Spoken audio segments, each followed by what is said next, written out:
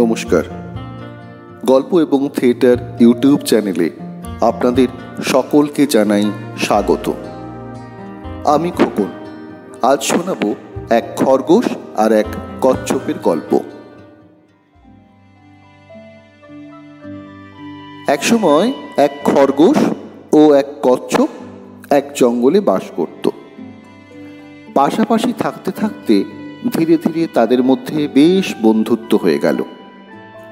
কচ্ছপ খুব আস্তে আস্তে চলাফেরা করে, আর তাই নিয়ে খরগোশ তাকে খুব ঠাট্টা করে। এতে কচ্ছপ ভীষণ অপমানিত হয় আর খরগোশকে বলে তার সাথে দৌড়ে পাল্লা দিতে। সে কথা শুনে খরগোশের হাসতে হাসতে দম বন্ধ হওয়ার মতন অবস্থা হয়। খরগোশ তার কথায় রাজি হলো। কিছুটা দূরের একটা খুঁটিকে লক্ষ্য বস্তু বলে ধরে নেওয়া হলো। সব কিছু ঠিক হওয়ার পর দৌড়ের প্রতিযোগিতা শুরু হলো। খরগোশ খুব জোরে দৌড়ে অনেকটা দূরে চলে এলো। এমন সময় খরগোশ পেছনে তাকিয়ে দেখলো কচ্ছপ অনেকটা পিছিয়ে আছে।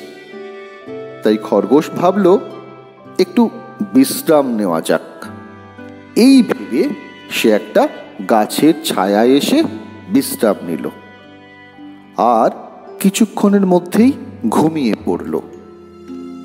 কিন্তু কচ্ছপটি কোথাও না থেমে একভাবে চলতে থাকলো, আর কিছুক্ষণের মধ্যেই পৌঁছে গেল নির্দিষ্ট লক্ষ্যের একদম কাছাকাছি।